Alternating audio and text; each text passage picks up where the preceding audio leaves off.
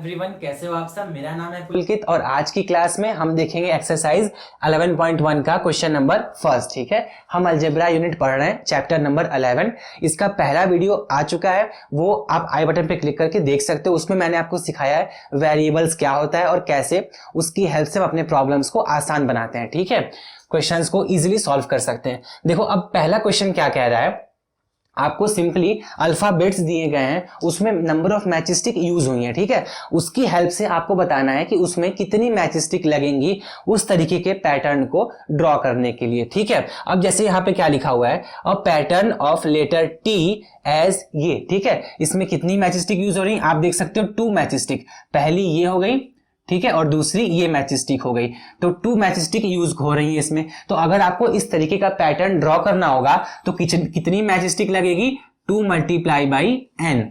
ठीक है, 2 multiply by N यहां पर मैचस्टिक लगेगी।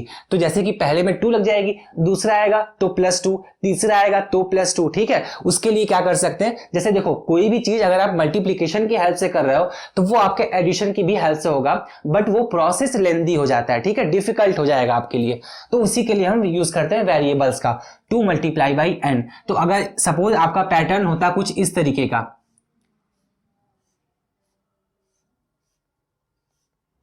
ठीक है, जैसे यहां पे 5T बने हुए हैं। ठीक है, 5T, पहला, दूसरा, थर्ड, फोर्थ, फिफ्थ। ठीक है, 5T। तो पहले टी के लिए 1T के लिए 2 मैचस्टिक रिक्वायर्ड है, तो 5 के लिए 5 मल्टीप्लाई बाई 5। ठीक है, सॉरी यहां पे आपका 2 होगा। ठीक है, 2 multiply by 5, result will be 10। So 10 matchsticks are required to draw this one pattern. ठीक है, इस तरीके का पैटर्न ड्रॉ करने के लिए आपको 10 मैचस्टिक्स की रिक्वायर्ड होंगी। ठीक है,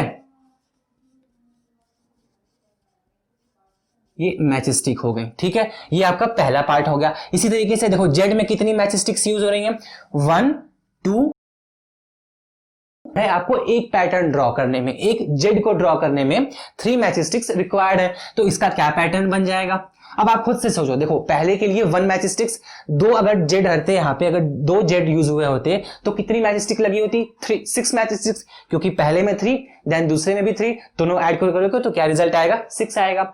सपोज अगर 3 अगर यहां पे एक्सप्रेशंस होते, 3 पैटर्न ड्रॉ करना होता तो कितनी मैचस्टिक लगती, 9 लगती, क्योंकि 3 + 3 + 3 ऐड करने पे 9 आता। ठीक है, तो वेरिएबल्स की हेल्प से हम क्या करेंगे, 1 मैचस्टिक का रिक्वायर्ड आपको पता है। ठीक है, 1 मैचस्टिक में कितनी रिक्वायर्ड है, 3 रिक्वायर्ड है, तो 9 या फिर जितनी भी मैचस्टिक्स हो उसको कैसे हम यूज करेंगे, वेरिएबल्स के फॉर्मेट में लिख लेंगे। जैसे सपोज यहां पे 3 लग रही है पहले के लिए, तो n क्या यहां पे रिप्रेजेंट करेगा, नंबर ऑफ पैटर्न।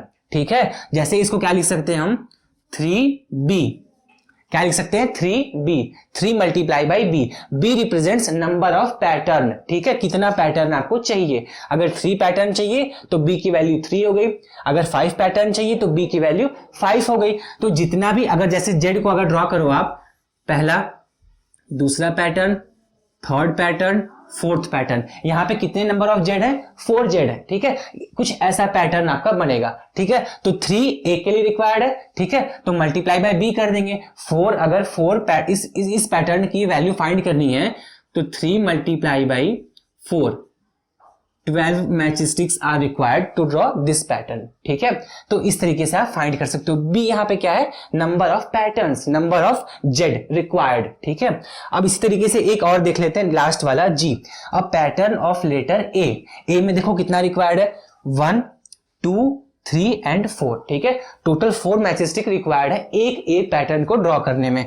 तो यहां पे क्या एक्सप्रेशन बनेगा, 4 मल्टीप्लाई बाई सी लिख लो। ठीक है, ये पैटर्न ड्रॉ होगा यहां पे 4c। ठीक है, 4 अगर कोई भी वेरिएबल किसी कांस्टेंट के साथ सिंपली लिखा हुआ है, जैसे ऐसे 5c 8b 7x, इसका मतलब क्या होता है, यहां पे ये दोनों मल्टीप्लीकेशन में है, प्रोडक्ट में है। 5 multiply by C, 8 multiply by B, 7 multiply by x, इस तरीके से ये लिखा हुआ है। तो इसका मतलब जब भी कांस्टेंट और वेरिएबल विदाउट किसी साइन, किसी बिना साइन के लिखे होते हैं, वो आपस में प्रोडक्ट में होते हैं। ठीक है, ये आपको याद रखना है। तो यहाँ पे क्या होगा, 4 मल्टीप्लाई बाई सी मतलब कि 4c। तो एक पैटर्न को ड्रॉ करने में 4 लग रहा है, तो सपोज यहाँ पे अगर n पैटर्न होते, ठीक है, तो यहाँ पे क्या करना होता है, आपको सिंपली लिखना है तो इसका मतलब यही होगा एन, यहाँ पे कोई भी वेरिएबल आप लिख सकते हो, 4n 4c 4z कुछ भी लिख सकते हो। तो अगर यहाँ पे 5a ड्रॉ करना होता, सपोज यहाँ पे 5a है आपके पास, 1 2 3 4 एंड देन 5, ठीक है, ये कुछ ऐसा पैटर्न आपको ड्रॉ करके मिलेगा। यहां पे कितने हैं, 5a ड्रॉ हुए हैं, तो 4 multiply by 5 result will be 20 matchsticks are required to draw this one pattern, ठीक है।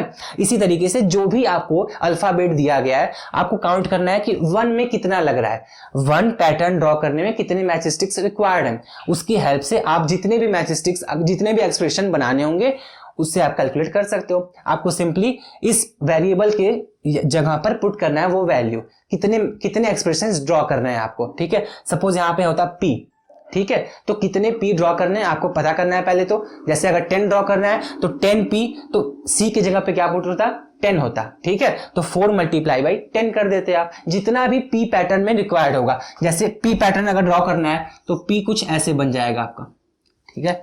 तो p में कितने पैटर्न हुए, 1 2 3 4, इसका मतलब p में 4 मैच स्टिक्स रिक्वायर्ड है 1 p में, ठीक है। 1 p ड्रॉ करने में 4 मैच स्टिक, तो 4 मल्टीप्लाई बाई 10 करेंगे तो 40। अगर 10 मैच स्टिक्स को 10 पैटर्न आपको बनाना हो, ठीक है, 10 p यूज करना है तो आपको 40 मैच स्टिक्स रिक्वायर्ड होंगी, ठीक है। इस तरीके से आप क्वेश्चन नंबर 1 सॉल्व कर सकते हो। बस आपको क्या ध्यान रखना है, यहाँ पे जो भी वेरिएबल है उस जगह पे आपको पुट करना है number of that pattern required, ठीक है। और 1 पैटर्न में कितनी मैच स्टिक्स यूज हो रही हैं वो यहाँ पे लिखा होगा। जैसे इस केस में 2 था, इस केस में 3 हुआ, इस केस में 4 हो गया, ठीक है। तो ये आपको ध्यान रखना है कि जो पैटर्न हम ड्रॉ कर रहे हैं उसके 1 पैटर्न में कितनी मैच स्टिक्स रिक्वायर्ड है, उसके बेसिस पे आप कैलकुलेट कर सकते हो।